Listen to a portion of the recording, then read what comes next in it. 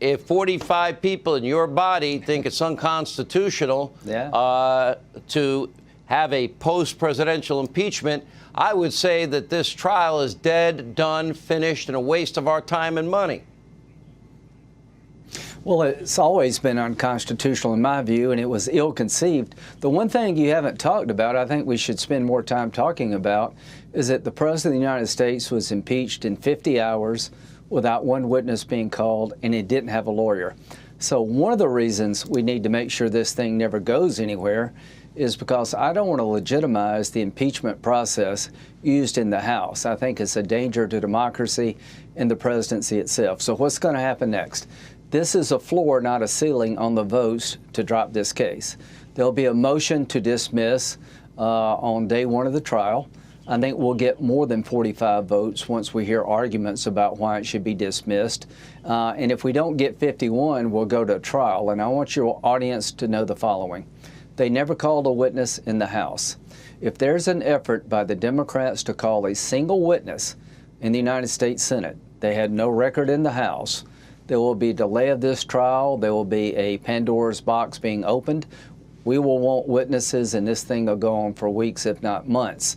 So I'm hoping that we have a trial based on a stipulation of fact, not witnesses, and we get this behind us in about 3 days after we begin. Why would the Senate, the United States Senate, right? They're supposed to be the more sober body, right, of the two.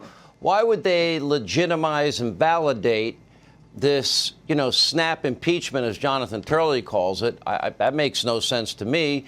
Also, what about all the evidence from investigators, apparently even court documents now showing that, in fact, they believe that they missed all of the pre-planning that took place? Well, that totally contradicts the narrative that what happened at the Capitol was incited by words of President Trump, and the words of President Trump actually mean something too.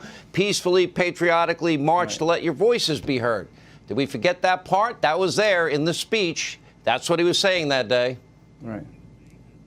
Well, the reason I know there's no evidence of incitement that would equal a crime by President Trump is they're not playing it on those other networks. Have you seen one clip of President Trump speaking where somebody said, this is a crime? The fact that there's no clip tells you all you need to know. Why are they doing this? They're afraid. I think Democratic senators are afraid of the left wing of their party, that if they don't give some credibility to this trial that started in the House, they're in trouble. And Joe Biden's been a huge disappointment thus far, not only on policy, but on the idea that I'm going to bring the country together. How easy would it be, Sean, for Joe Biden to say, it is bad to impeach a president after they leave office? Enough already with Donald Trump. Let's look forward. So it tells you a lot about Biden's ability and desire to bring us together by the fact that he's sitting on the sidelines, and his only comment has been, I don't think they have the votes. Right off the bat, the very first words that Lindsey Graham utters here are, quote, "It's always been unconstitutional in my view, and it was ill-conceived."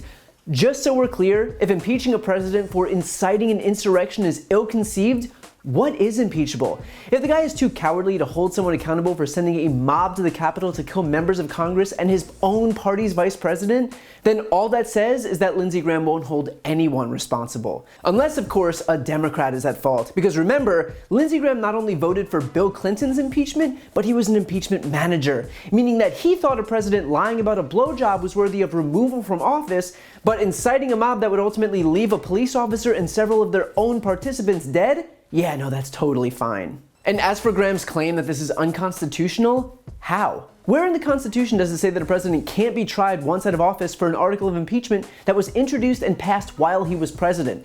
Republicans like Graham will just declare things are unconstitutional, not when they're unconstitutional, but when they don't like them. And because Graham doesn't want anything bad to happen to his golf buddy, he's decided to just render himself the arbiter of all things legal and declare that it's unconstitutional. It's not, and he knows that, but it's a testament to just how desperate he is to continue seeking Trump's approval. In reality, not only is it constitutional, but it's happened before. In 1876, Secretary of War William Belknap was investigated by the House for corruption. He handed in his resignation to then-President Ulysses S. Grant just as the House was set to vote on impeachment, but the House went ahead and impeached him anyway, and the Senate proceeded to have a trial. A majority voted to convict, but not the 2/3 required, so he was acquitted. But the point is that not only was he tried after he was out of office, but Belknap was even impeached after he was out of office. So the precedent goes way further than in Trump's situation. So again, Lindsey Graham can pretend that this is unconstitutional, but all he's doing is performing for an audience of one. But beyond those baseless claims, Graham then goes on to lob a thinly veiled threat at Democrats, claiming that if Democrats want to call witnesses in the Senate after having called no witnesses in the House,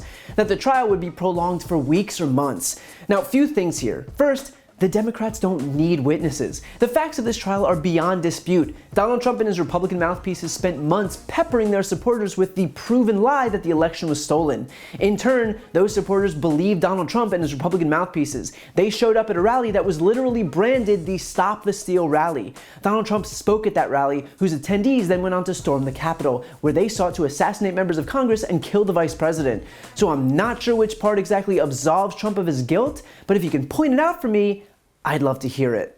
And by the way, it's not like any of this is ambiguous. Here's Donald Trump literally telling his supporters to go to the Capitol and to be strong. We fight like hell. And if you don't fight like hell, you're not going to have a country anymore. Now it is up to Congress to confront this egregious assault on our democracy.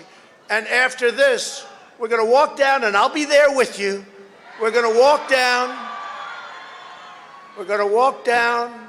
Anyone you want, but I think right here we're going to walk down to the Capitol and we're going to cheer on our brave senators and congressmen and women, and we're probably not going to be cheering so much for some of them, because you'll never take back our country with weakness. You have to show strength and you have to be strong. But let's keep pretending like the issue here will be whether witnesses are needed to prove this thing. Sure. Second, it's ironic that Lindsey Graham thinks he's the one with any leverage here. He's on the side of the guy who incited an insurrection at the Capitol. He's fighting on behalf of the guy who lied to his supporters to the point where they tried to assassinate the vice president. That's his team. So for him to come out on Fox News like the ball is in his court would be laughable if it wasn't a testament to just how deluded Lindsey Graham is. And finally, Hannity helps tee up Graham for some more deflection by claiming that there was pre-planning of the insurrection, and so clearly Trump can't be held responsible for the violence since this was allegedly in the works prior to his statements.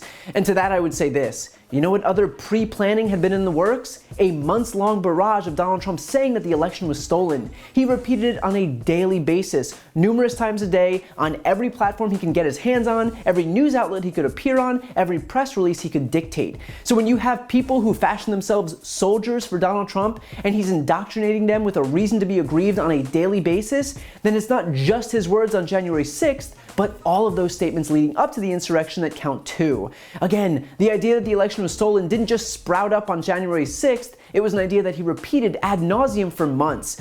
They might be trying to exonerate Trump on some technicality here, but there's not a person on the planet who can't see the straight line drawn from Trump's big lie that the election was stolen and the insurrection that took place at the Capitol. So Hannity and Graham can try their best to absolve Trump of any and all responsibility, but their desperate revisionist history isn't fooling anyone. He spent the last few months of his sad excuse for a presidency manipulating his own supporters into believing that a free and fair election was stolen. The chaos and confusion and ultimately violence wasn't a bug, it was a feature. It was the point. It was the goal. And that's the truth regardless of how inconvenient it is for his sycophants like Lindsey Graham and Sean Hannity. While you're here, please check out my podcast, No Lie with Brian Tyler Cohen. I take a deep dive into the top stories of the week, and I also interview major players in the world of politics, like Kamala Harris, Adam Schiff, Nancy Pelosi, Pete Buttigieg, Katie Porter, Al Franken, Cory Booker, Jamie Harrison, Mary Trump, and many more. Again, that's No Lie with Brian Tyler Cohen, available anywhere you listen to podcasts.